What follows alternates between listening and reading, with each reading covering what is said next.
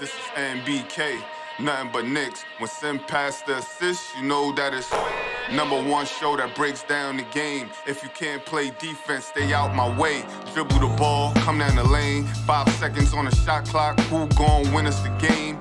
You wanna hear Nick updates and trade rumors? Post-game reviews, this the place you tune in. So tell a friend just to keep the ball moving. Like the page if you feeling the movement. Every game we coming to win. Give us a sob like a player that came off the bench. This is NBK, nothing but Knicks.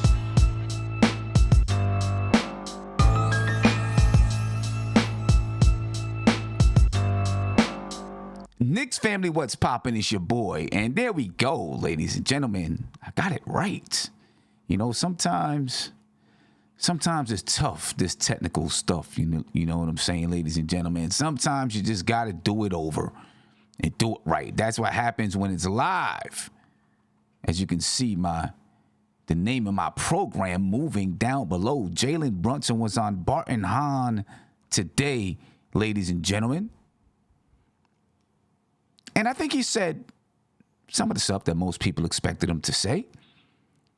But nonetheless, there were a few interesting things in there. One very interesting thing that I caught on to, and I'm probably making too much of it. But ladies and gentlemen, we'll talk about it anyway. And in a little bit, we might be joined by Big Freezy in a little bit. Maybe even Chef Zay. I don't know. He's probably, I see him in the chat, but he's probably on his way to sleep. You know, he was supposed to be on the show a couple of days ago. And he called me or texted me like 1 o'clock in the morning and said, man, I was exhausted. I couldn't make it. I'm sorry. No excuses for Chef Zay. But before we get into that, ladies and gentlemen, Immanuel Quickley is going to be at the Brunson League tomorrow. And unlike Jalen Brunson, Julius Randle, and Obi Toppin, you know, this is just not a one-time thing for Immanuel Quickley. If his team wins tomorrow, then they play again on Saturday at 4 p.m. I will be there tomorrow. So if anybody's in the DMV and you want to head to the Brunson League, you know what I'm saying? Head to the Brunson League. I'll be there. It's going to be dope. It's going to be fun. You know, it doesn't cost you anything. It's right downtown Baltimore. Go, you know, if you're in the DMV area. You know what I'm saying? Anyway, somebody said my eyes are low tonight. My eyes are looking low because I'm tired. Because I've been around all day long doing basketball stuff. You know what I mean? Basketball training all day. So, yeah, my eyes are a little bit low. Not from what you think. It's because I'm a little bit tired. But anyway, again, if you're in the DMV, come check out Immanuel Quickley, man. I'll be in the crowd checking him out. You know, maybe I'll get a chance to get a few pics or whatever have you. But it should be dope. You know, but anyway, let's talk a little bit about this interview that Jalen Brunson did on Bart Hahn today. And there is a link in the description if you want to check out the entire interview. I'm just going to play a couple of clips so that you can hear it. And one of the things right off the bat that Jalen Brunson cleared up is that he's not a savior of the New York Knicks. And I want to get you guys' thoughts on it. I don't think one person can be a savior of the New York Knicks. It takes a team to win, and it takes a team to lose. But when you're a big free agent signee, you're going to be looked at as the savior of the team. There's no two ways about it. You're going to be looked at as the savior. This is what Jalen Brunson had to say. I want you to take a listen to it, ladies and gentlemen. How does it feel to be here and also come back as a savior, so to speak? As you talked already about putting it on him. I'm definitely excited to be back. I wouldn't necessarily call myself a savior. Yes, you and Jesus. That's what we look to. Stop. I'm definitely excited to contribute to a place where I know very well. I'm from, just down 95. I mean, it's a special thing, and the fact that I know the people here I've had relationships with some of the players, coaches, and the front office. It's bringing things full circle, so I'm very excited to be here. How does it feel to be here and also come back as a savior, so to speak? As you talk already about putting it on him. I'm going to stop it right there, ladies and gentlemen. I wasn't supposed to loop, but I accidentally looped it. So you heard him. He said, I wouldn't necessarily call myself a savior. Right? But he does understand what goes along with getting paid that much money and coming to the New York Knicks. You know what I mean? He goes on to just explain, you know what I mean? He's excited to join the New York Knicks just from, not far away. Born and raised, not far away. I'm going to say this, and we all know what's going to happen. People are going to look at him as, because he made, his contract is, I don't want to say so high, but his contract is higher than what it was believed to be when he was with the Dallas Mavericks, right? When he was with the Dallas Mavericks, the thought was that he was going to make, he was going to get like a $50 million contract or something like that. You know what I mean? And now, of course, it's much more than just a $50 million contract. It's a $100 million contract for Jalen Brunson. So people are naturally going to look at him and say, well, we've been needing a point guard. The New York Knicks have been needing a point guard. They've been, they gave you a whole lot of money to come here and be that guy. And you're looked at as the leader of the team. So naturally, people are going to say, you're the savior. But the facts are that, he's not the savior, and I agree with him. He wants to just be, a contributor, and that's what he's going to be. This team, there are no saviors to this team right now. Now, if Donovan Mitchell comes to the New York Knicks, people are definitely going to say he's the savior. Right? And he's going to be the guy. But when you're talking about Jalen Brunson, he's joining a team and he's going to be a contributor, just like he said. And I think it's going to take a team to win. It's not going to be one guy when you look at the construction of this team. It's going to be Jalen Brunson, Julius Randle, R.J. Barrett, Evan Fournier, Mitchell Robinson, Obi Toppin, Immanuel Quickley, et cetera, et cetera. They've got to get it done that way. And if they approach the season right from the beginning like that, then I think that they give themselves the most chance for success. You know what I'm saying? And I think that's the only way that they can approach it is by, looking at it as, one team effort. And that's it. I got Steph in the building. So, Steph, from what you heard with Jalen Brunson, I don't know if you got a chance to hear the interview today. I did not. Okay. Basically he just said, Bart asked him, Bart said, you're the savior. He didn't say you're the savior. He said, but, how does it feel to be, to come back to a team and kind of be thought of as the savior? Mm-hmm. Right? And he said, I don't consider myself a savior. Right? He said, I just want to be a contributor. What's your thought process on that? Two thoughts. My initial thought is he's right. He's not the savior. It's going to be a team effort. Up to this point, in terms of how his play has been up to this point, I don't see him as like a number one guy, right, that's going to come in and just kind of take over and be that number one option. But he's somebody we definitely need at the head of the snake, so to speak. But then another part of me is saying, is he trying to take pressure off of himself? Right. By downplaying it and saying, oh, I'm just one part of the team. It's true. That is the case.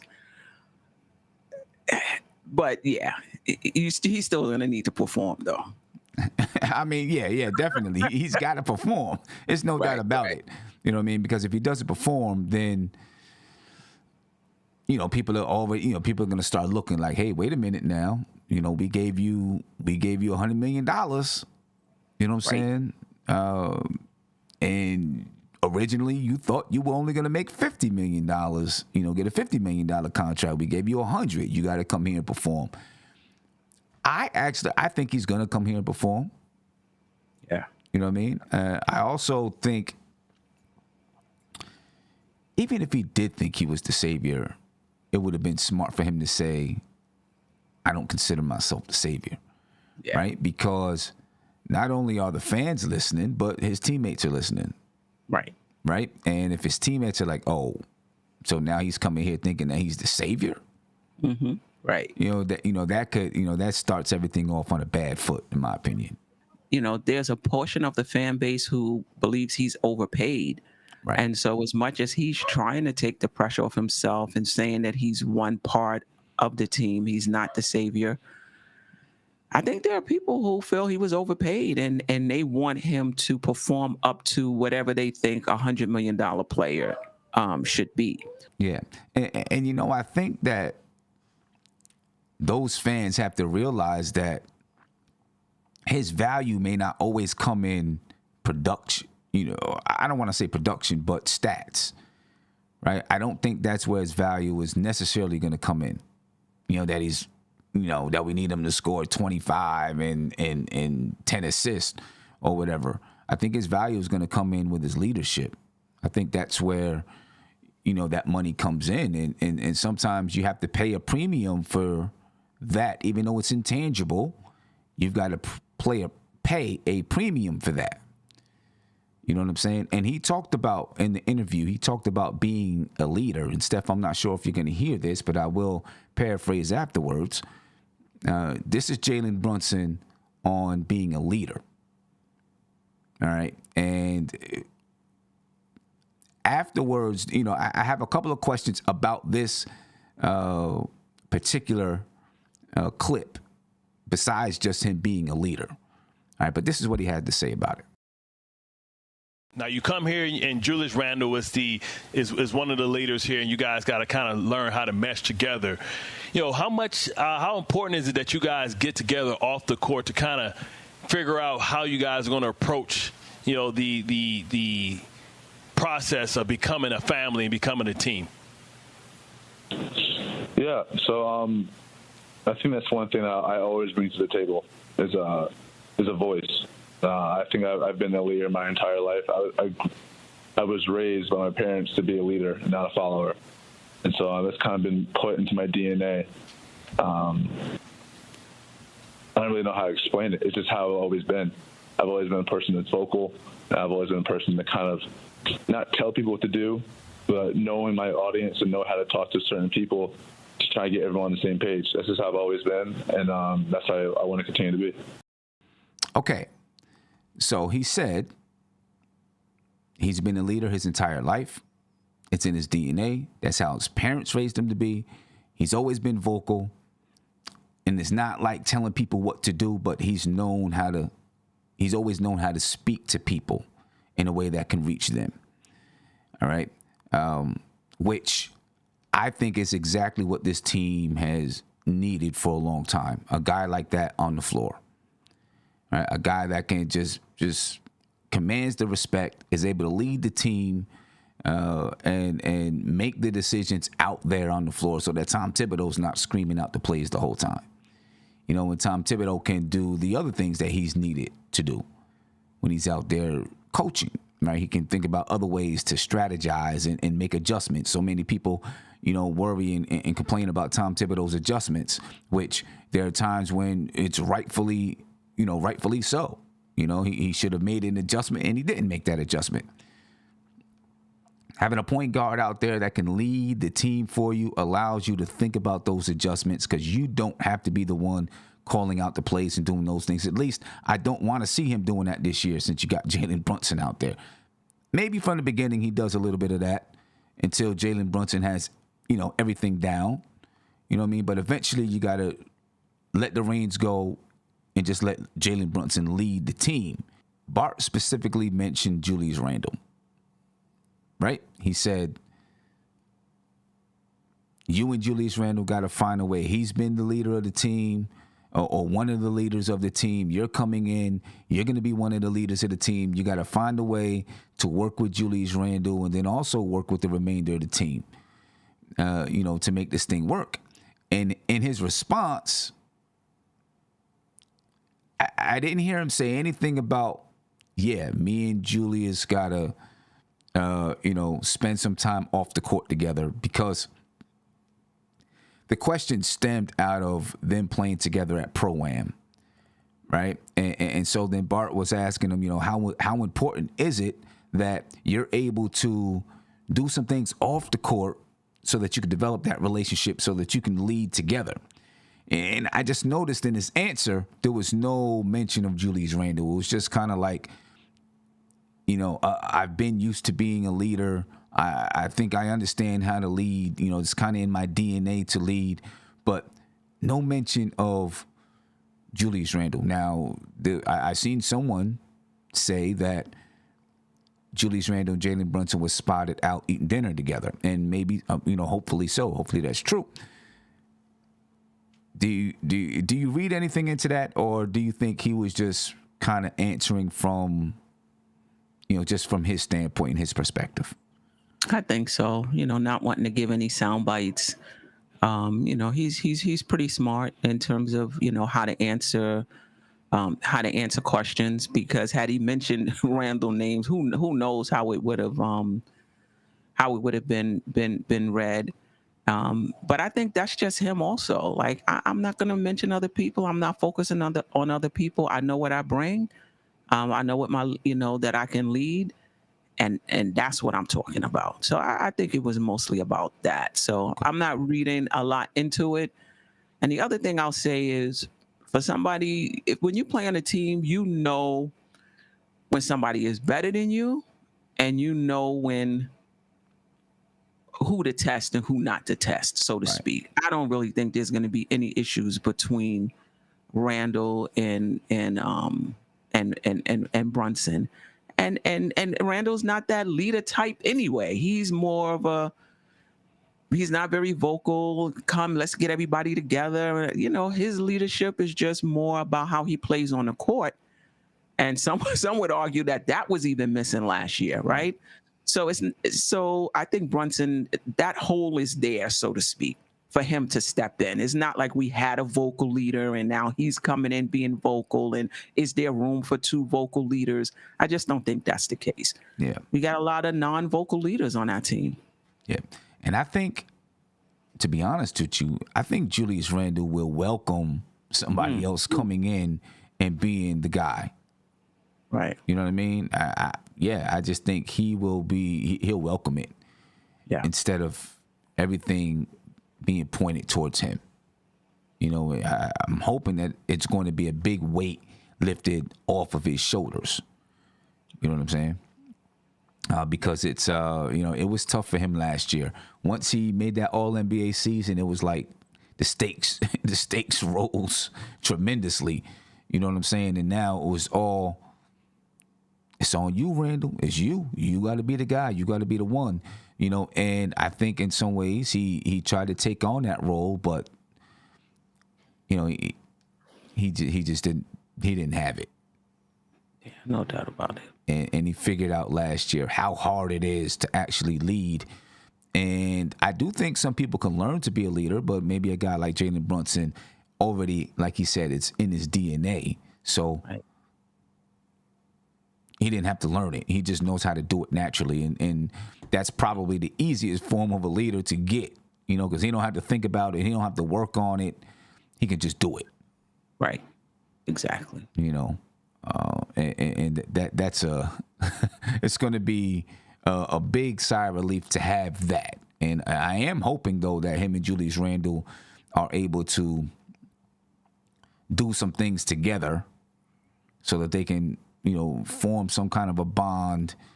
In that way, when it's not always the case, but sometimes the closer you are off the court, the easier it is to play with somebody on the court. You know what I mean? Absolutely. You know, because you know, when one guy makes a mistake, you can live with it. You know, because you know this my buddy. You know what I'm saying? It's not always that way, but a lot of times it is that way. Louisiana Knicks, thank you for the super chat. I appreciate you for being up late with us and jumping on. Says salute to you guys. I love Brunson's mindset going into the season. He knows he's not the savior, and he knows his role on this team, and that's a true leader. Exactly. You know what I mean? A leader, you know, really does know their role. You know what I mean? In whatever role that is, they understand how to play that role and what they need to do to play that role. Yeah, no doubt. You know, he also talked about, I guess I'll get to this last.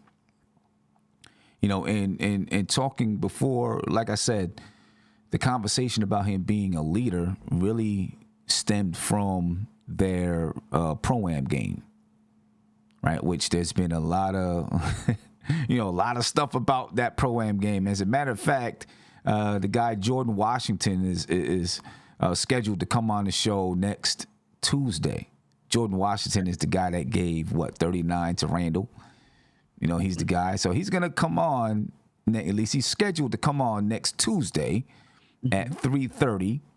And we're going to talk a little bit about the game and his career and, you know, just what his mindset was and what he was thinking going into that pro-am game.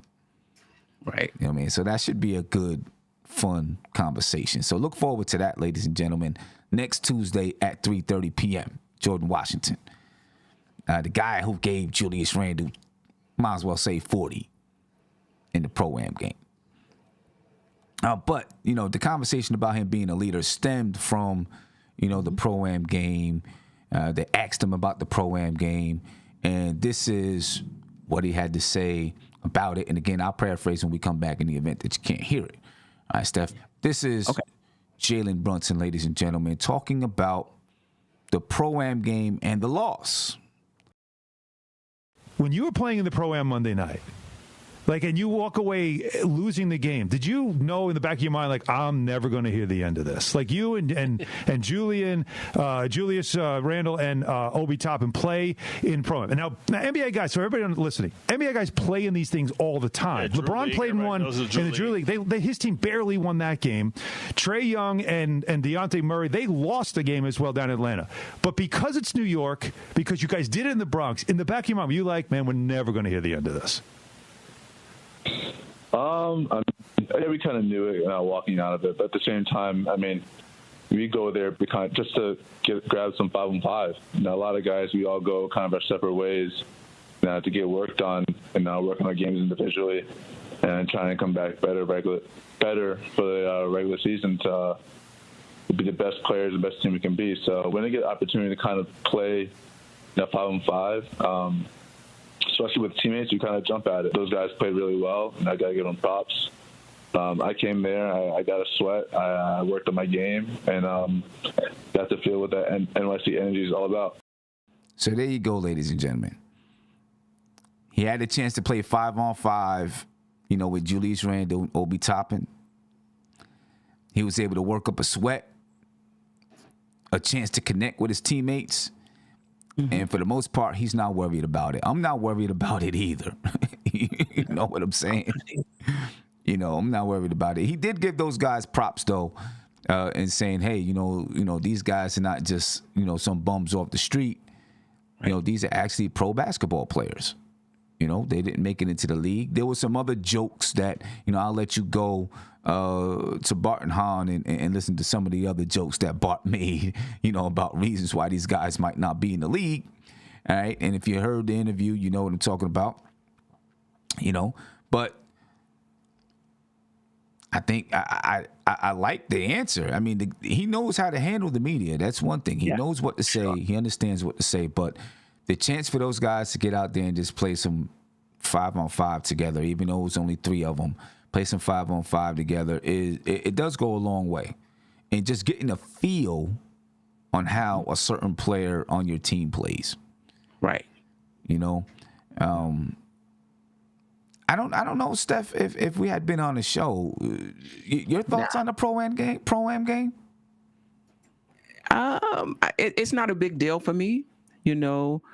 I think those guys were probably amped up, I would think, to play against Randle and Brunson and Obi, to show that they're just as good, probably. So you're getting their best effort. I'm not sure if you're getting the very best of Brunson and Obi and Randle. Now, don't get me wrong. I don't think they was slouching, but, I don't think you're getting their very best effort in a situation like that. And that's a team, they've played together, so I'm not making a big deal. Yeah, I mean,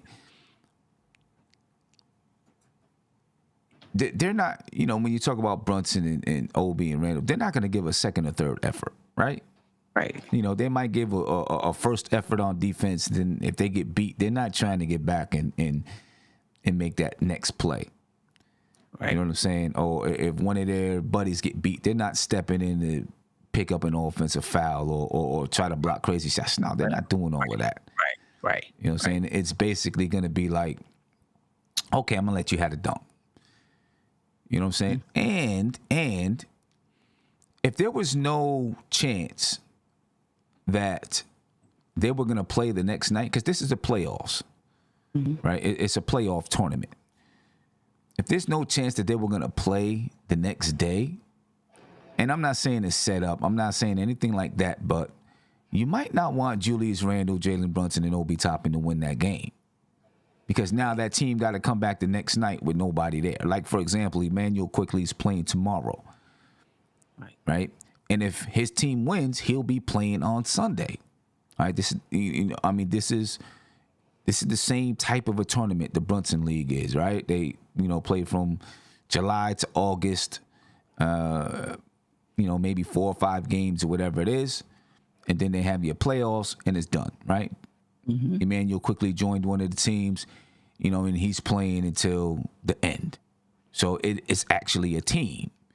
This is not really a team. This was just, hey, we're going to let these guys come in the ball real quick because it helps the league. It's fun. It's going to be nice for the city, blase, blase, blah. Right. But if they're having a true, they're having a true tournament, what's it going to look like if they win and then they don't show up the next day? Right. You know what I'm saying? So, and maybe they would have showed up. I don't know. You know what I mean? And if they would have, it would have been probably even crazier the next night because there were a number of people that didn't hear that they were there. And then all of a sudden, snap, they was there. And then the next night, it would have been people standing outside in lines for days to trying to get in because it's a small gym. You know what I mean? Like you said, I don't take anything from it. I hope to see them. I would like to see them play again before the summer is out. Would you? Yeah, for sure. I mean, there's some injury concern, but you can get injured anytime. Anytime. So, right. Yeah, get injured anytime. You can get anytime you can get injured. Yeah. Was there anything that you seen from the game that, on a positive note, that you looked at and said, okay, I like what I see here? That's just the same, Obi looks like, developed, in terms of the ball handling, in terms of hitting the three. I like seeing that. Randle seems slimmed down. Hopefully he still has the power, to play, down low that, he didn't lose that. And anytime I get a chance to watch Brunson, who's quickly become my favorite Knick, and he hasn't.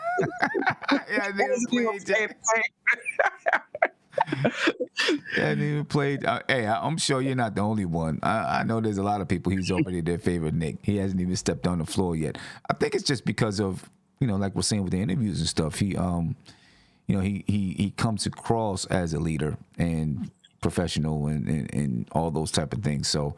People can't wait to see him out there on the floor because it's something that the Knicks have been missing for so long. Right. You know what I mean? And, just another example of his leadership, he says he's the type of guy that nothing phases him. Right? And this is what he had to say about that. This is Jalen Brunson talking about how nothing phases him. I think I'm mentally and physically prepared for anything, honestly. So it's really nothing to me. And if I keep the mentality like I have my entire career, entire life, that nothing really phases me, then I think I'll be all right. And there he goes. You know, if he keeps that mentality that nothing phases him, he'll be okay. And I think you need that in New York. No doubt about it. You need that. I was just about to say that. Yeah. Do you think, two-part question, do you think it'll rub off on Julius Randle, or how can Jalen Brunson help Julius Randle to take on that same mentality, or can he take on that mentality? I don't know if you can take that on, to be honest with you. Yeah, that's going to be, I think, I want to say that it'll help him by just seeing how Jalen Brunson carries himself, right? And having that example night in and night out, you know, on the court, off the court, press conferences. So I'm hoping that, you know, that's one way for him to learn. I don't know. As far as your second part of the question, I'm not sure, Sim, because if it's a matter of, you know, being very reactive and that's just who you are, I don't know if that's going to change. Right. I just don't know if that's going to change. Yeah, and that's how I feel. I just, like, I can't control how I feel about things. I can control my reaction. Right. And it can appear that it doesn't faze me, but in reality, it could still faze me. It could still bother me. It could still make me upset. And then it could impact my play. You know what I'm saying? If the crowd is booing me, I can't control how I feel about it. I think that's the tough part. Because I don't think you can control how you feel about certain things. You can only control your reaction to how you feel. Right. And hopefully he's gotten better in terms of, you know, you're right, to feel how you feel. But are you at the point where you can hone the emotions to the point where it doesn't hurt the team? Right. Right. And I think that's going to be the issue for Julius Randle, I think. You know what I mean? Because you can see it. I don't even know if this game helped Randle repair the relationship, because, you know, the dude dropped 40 on him, you know, even though the point guard dropped 40 points too, you know what I mean? But that's going to be overlooked, of course. But the dude dropped 40 on him. You know, he had his moment where he looked and he screamed into the fans. I don't even know exactly what he said. You know, he just had some Julius Randle things out there, and it kind of exacerbates what's out there about Julius Randle. Right. But, you know, for me, Sim, I don't know if I have a problem with that. One of the reasons I want Julius to tone it down, because he doesn't seem to handle it. Right. You know what I mean? Like, there are some people that curse the fans out, say what they want to say, shout into the stands, but it doesn't impact their game. Right. And I'm like, that's not Julius, though. So it seems like your game is affected a little bit. So if that's the case, then you're not the one to be talking into the stands, right? Because it impacts your game. So that's the issue I'm having with Julius, is that he even hears what's happening. And, you know, like this, I guess everybody would hear it.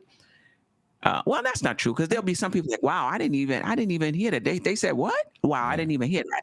There's other people that can hear it, but there's no activation, emotional activation. And there's other people who are so sensitive, they hear everything and it gets to them.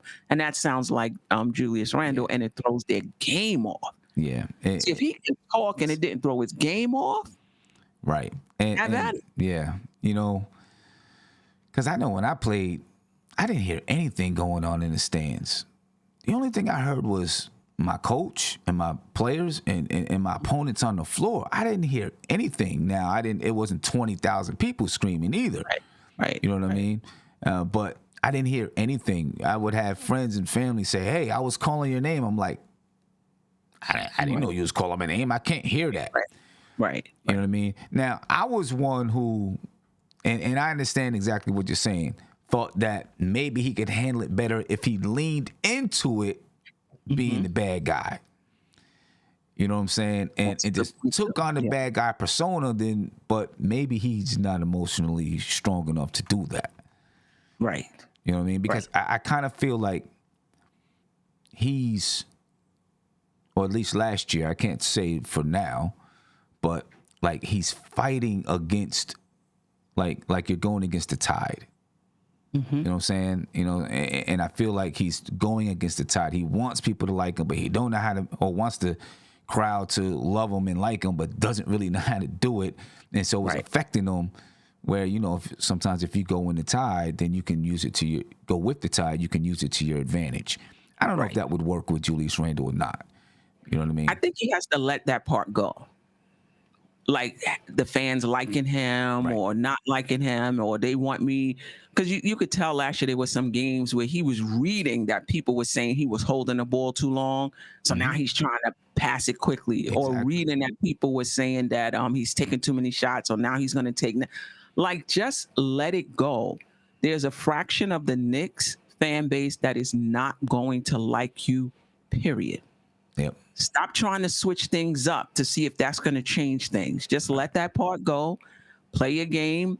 If you want to, you know, shout at the fans or whatever you want to do, just don't let it affect your game. That's where I'm at with it. Right. Okay. And then what? Listen, Sam, you remember what's the guy from Portland, Trailblazer, Rasheed Wallace.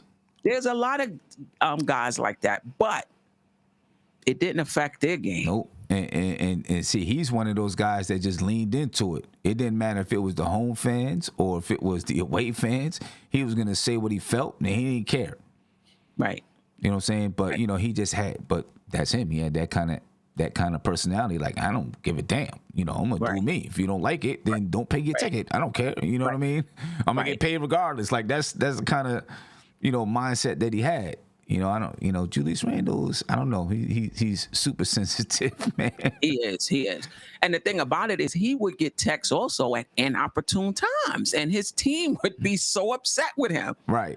But I guess he would be like, all right, well, if you don't take me out. You know? Yeah, right.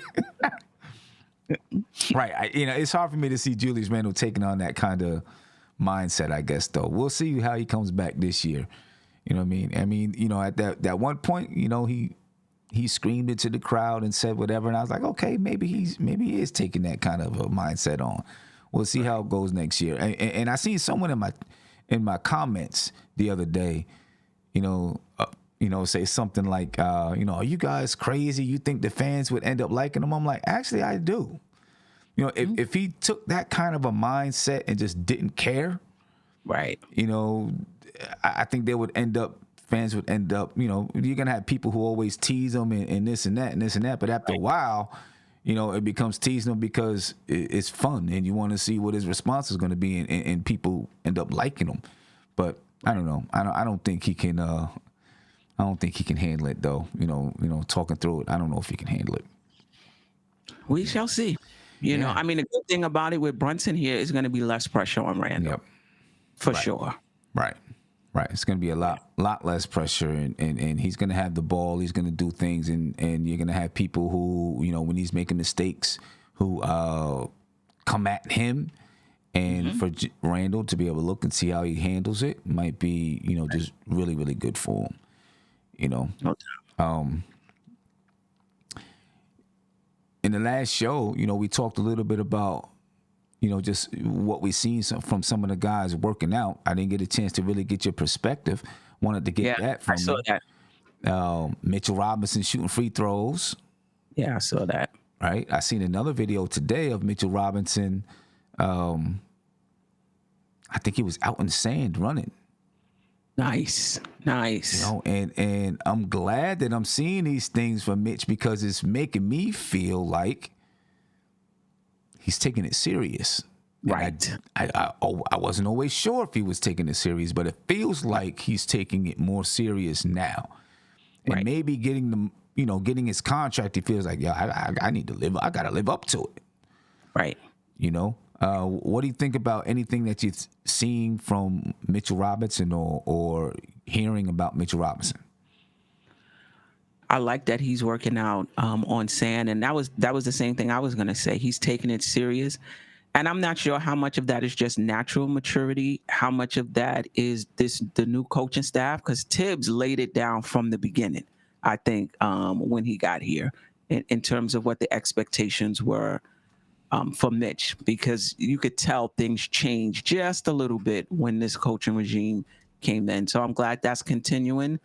And the free throw shooting, 40 something percent, so so that's going to be important. I would like to see him taking some short mid-range shots, but okay, fine. I'll go with the free throws. Yeah, we start with the free throws and right. see if he can get that up to a decent percentage and take it from there, I guess. Right. I'm hoping that he's taking it more serious. It's just been a worry of mine from the time that he came into the league, right? Yeah. Because of the way that he came into the league without playing a year and, whatever happened with him going to school, and then afterwards in the summers, it didn't seem like he really had a strong group of trainers around him or a structure around him to help him to get better. It seems like he has that now, or at least some of that now. Yes. You know what I mean? And I'm excited to see him come into camp. I'm also excited that, last year it seemed like he tried to put on pounds so that he can bang with guys, but it didn't work for him. He just had to be him and play his game. And when he lost some of the weight, he was more agile. He was able to stay on his feet better. That's when you started to see him have some of those big rebounding games and scoring games and things like that. Now he looks just more fit, and he should come into the season at that playing weight, right? Do you have any expectations for him coming into the season? Absolutely. At least a double-double. He's never averaged 10 points, never averaged 10 rebounds. So I would like to see a double-double from Mitchell, at least one block. But then, those things that don't show up on the box, in the box score, and that's just being disruptive on the defensive end. He's had a few games last season where he did just that. 10-plus points, 10-plus rebounds, 2 blocks, but was dominant on the defensive end. And I remember after watching those games, being like, wow, if he can play like that, if that becomes his baseline, I'm not worried too much about his offense. So I'm really looking to see him string together more and more games like that, where he's just pretty dominant on the defensive end. Yeah, me too. You know what I mean? I'm not expecting him. I would like to see him shoot, but I'm not expecting him to shoot the ball. I'm not expecting him to take it off the dribble. So I just want to see him do what he does well. And then hopefully we can see some glimpses here and there. If he gets his free throws right, then maybe he's confident enough to take a mid-range jump shot, from the elbow or whatever it is, and then go from there. You know what I mean? But just dominate in the areas that you can dominate. And if he does that, if he's able to average a double-double, I think he should be able to average 10 rebounds easy, in my opinion. Right. The scoring, because he doesn't have a post-up move. He can't shoot a jump shot. Should he be able to get 10? I think with having a guy like Jalen Brunson that can break down the defense and get to the basket, it should help him to get another 2 to 4 points per game. Yeah. Right? Okay. So he should be able to get 10 to 12 points, average 10 to 12 points. You know what I mean?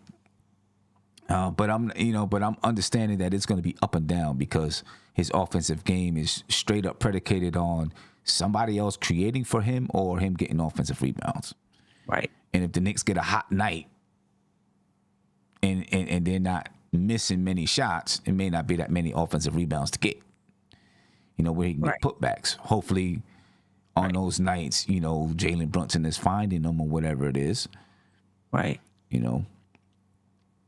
Cam Reddish. Yeah.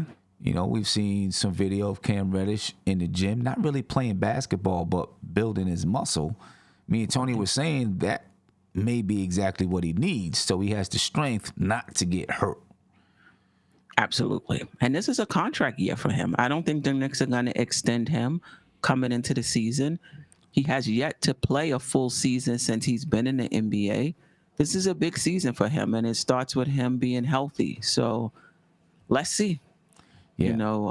Let's see. I would really like to see in the preseason, if he's still on the team, that he just goes in and just snatches it, and I get it that, Tibbs may trust other players more, but when you play and you're just so much better than people have to take notice, and he has the ability to be that much better than who we have. So hopefully that happens in training camp preseason. Yeah. Hopefully. And it's going to be very interesting to see, if he comes in and just and starts and you see that he's really coming into his own, right? Evan Fournier better watch out, because no doubt, he'll be looking to move into that start spot, right? You know what I mean? Yep. I wanted to ask you this: Caesars Sportsbook has the Knicks win total at 39.5 for this season. How do you feel about that? I'm okay with it. I would take the over, though. I would take the over. But yeah, I'm okay with it. Given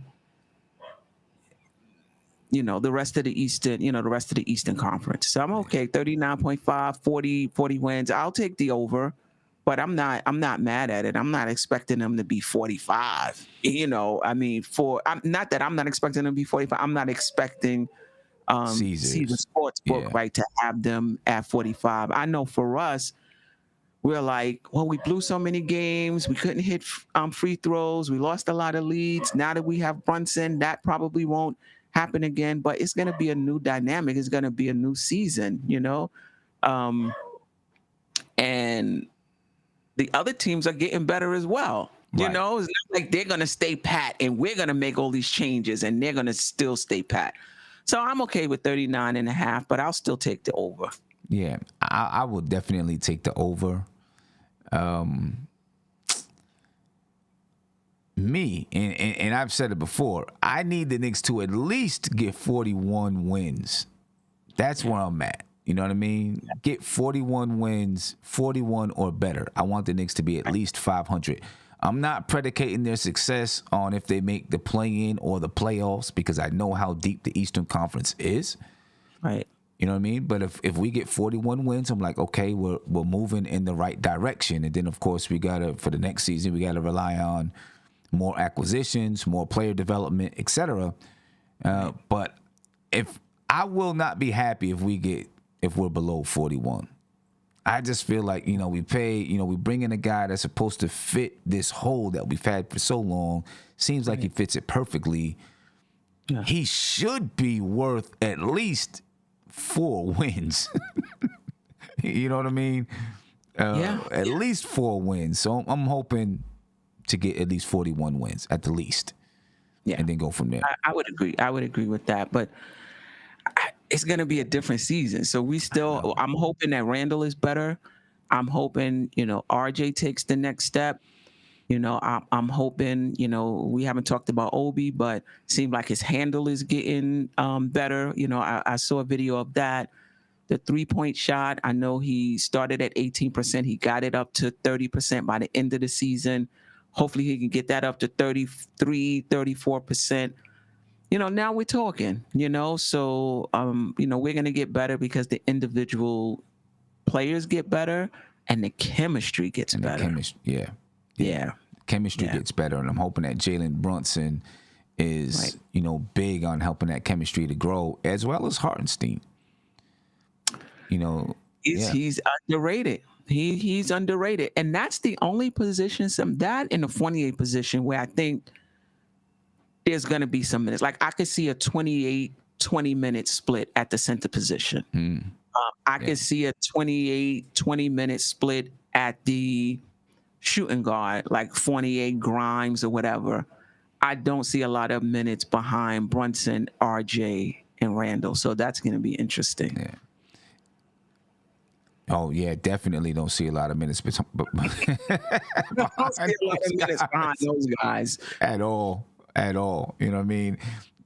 Tom Thibodeau is going to run Brunson. Listen, Brunson might be playing 39 minutes a game, man. You know what I'm saying? He's gonna get everything out of him that he can.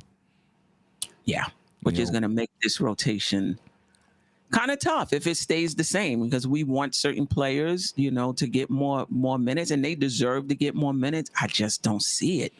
Yeah, yeah. I don't see it. It's going to be tough because Tom Thibodeau is going to put all of his trust into Jalen Brunson. Yeah. You know what I mean? And it's going to be hard to crack that. It's going to be hard to crack the minutes that he gets. IQ better be ready. I'm going to tell you what, though. Mm-hmm. IQ got bigger. I seen some pictures. He got a lot bigger. He looks stronger. I'm going to see him up close tomorrow. I'm not going to be basing a lot on what he does tomorrow. I just want to see the speed and the strength, right? And those type of things. I'm looking at that when I'm going there tomorrow, right, to watch him play. And if they win, I'll probably go Saturday and watch him play as well. But I'm not going to base anything from this game or these games that he's played on his season's performance. But I am going to look at just, the shot creation. I don't know if I'm going to look at the shot selection in this game because he's going to be going for his. The crowd is going to be crazy. You know what I mean? Right. And he's going up against a guy that has kind of been like a rival of his. So, it's going to be that kind of a game. So I'm not going to base anything about a shot selection on this game. So I want to look at the speed, the ball handle, how strong his handle's gotten, and those kind of things. And maybe you can see a little bit about his court vision too, because he'll probably be looking to make some, fancy, some fancy plays out there or something like that. Right. But yeah.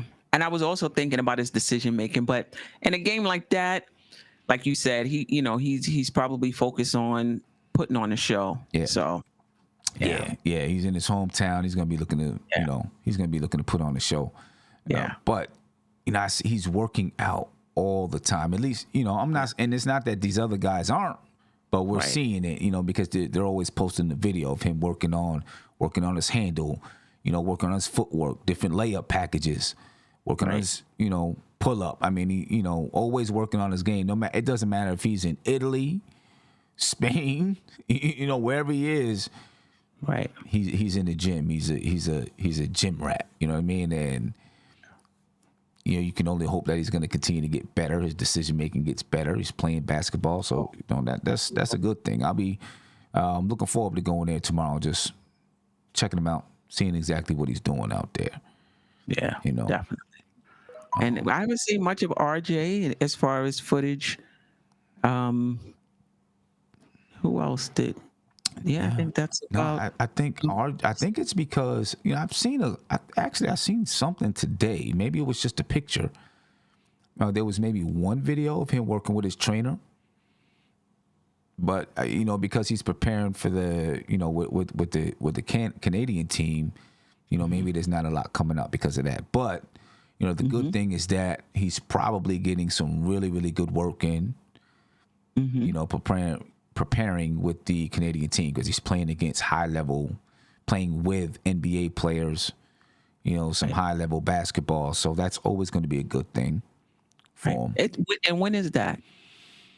The end of August. Has that started already? End of August. I think it's the end of August, but I think Evan Fournier's played already. Yes, I did see that. Yeah, I think he played one game, and then there's another one coming up. Not exactly sure when that is. Maybe it's next week. There's another game coming up. So that's always good for him to be out there just getting good,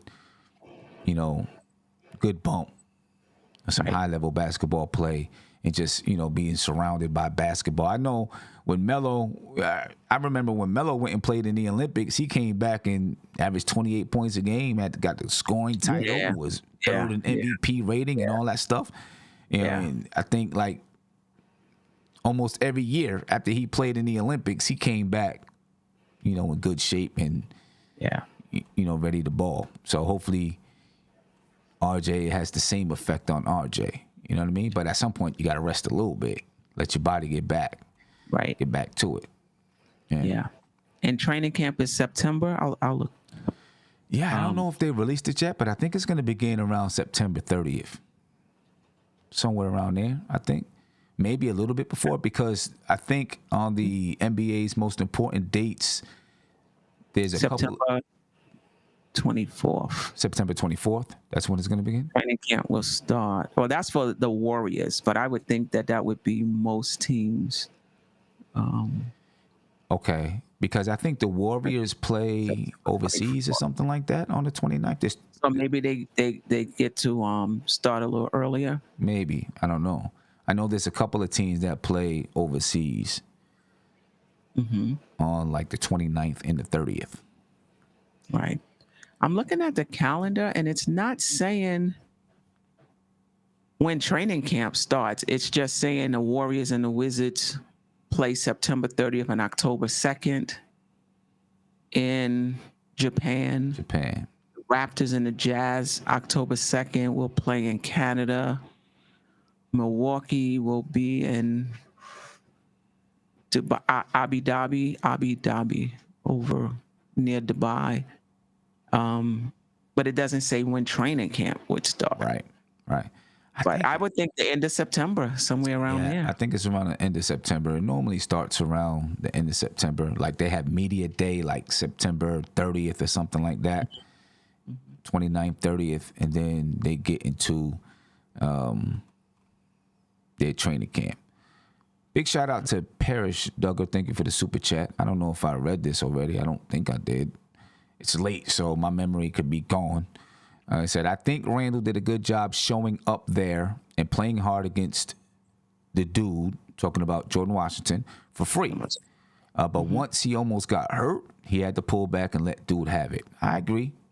You know what I mean? And I think that's something that's overlooked too, man. These guys, between the three of them, it's $200 million. You know what I'm saying? And they came out here and played in a game that literally gives them no benefit, to be honest with you. Right. They're not going to get, the only thing they're going to get from it is the endearment to the fans. So that's not the only thing, not to say it as that it's meaningless, but they take a chance with their body. I think Randle did, take a fall, like you said, you know what I mean? And that's a scary part of it. But literally, this is something that kids and families can go to and watch for free. These guys come out here and play. It's in a small gym. You know what I'm saying? Right. Anyone could do anything, when you think about the state of the world today, you know what I mean? Small gym. So, they definitely got to get some props for that. Just going out there and playing and being part of that. You know what I mean? Yeah, no doubt about it. I think that's definitely a big part of it. Jay Williams said this perspective is never said. Yeah, I think that's a big thing. That's a big thing, to just be able to go out there and not only, it's for free, but then you're right there. You know what I'm saying? You think about a gym like that, every seat is a great seat. When you talk about that kind of basketball game, every seat is a great seat. So you're right there on top of, you got the crowd on top of you, literally on top of you. You got people sitting all around under the basket, all over the place. You got people right there on top of you, so that's, that's good. I'm glad they did it. Yeah. But for sure. But Steph, I thank you for joining me. Of course. It's late. I'm tired. People said that my eyes were closed. They try to insinuate the wrong things. You know what I'm saying? Right? You know what I mean? I'm trying to tell them it's just because I basically just came home from the gym, basketball workouts and stuff like that. I've been doing that all day long. So, yeah, I'm definitely tired. So I'm gonna hop off. Any last things that you want to say, Steph, before we hop up out of here? No, I'm just looking forward to the season starting. I'm looking forward to if there's going to be any upgrades on the team, I'm looking forward to that. If not, I'm looking forward to the team that we have. So can't wait for it to get started. Yeah, no doubt. And ladies and gentlemen, like I said, I'll be at the Under Armour house on Fayette Street in Baltimore. That's where the game is going to be played tomorrow at 5:30. That's when Immanuel Quickley's team plays. They play at 5:30. Then there's a game right after that, about 6:30, 6:45, short games. So, I'll be there in the building. Check out what Immanuel Quickley's doing. I'll try to get some pictures. I'm not going to be trying to stream the game because they got a tight hold on what they're doing. I can tell you that. You know what I mean? This the Brunson League, they got a pretty tight hold on what they're doing. So I'm not going to be trying to stream the game. If I can get a couple of clips here and there, I'll get some clips. But I know what they're about with the league, and what they're trying to do. But anyway, ladies and gentlemen, I appreciate you. And look for me to jump on tomorrow, from the Brunson League for a little bit, and see what's going on with Immanuel Quickley out there. But ladies and gentlemen, I'm out. Get yourself some rest, and I'll talk to y'all later. Peace. This is NBK, nothing but Knicks. When Sim passed the assist, you know that it's #1 show that breaks down the game. If you can't play defense, stay out my way. Dribble the ball, come down the lane. 5 seconds on the shot clock, who gon' win us the game? You wanna hear Nick updates and trade rumors? Post-game reviews, this the place you tune in. So tell a friend just to keep the ball moving. Like the page if you feeling the movement. Every game we coming to win. Give us a sub like a player that came off the bench. This is NBK, nothing but Knicks.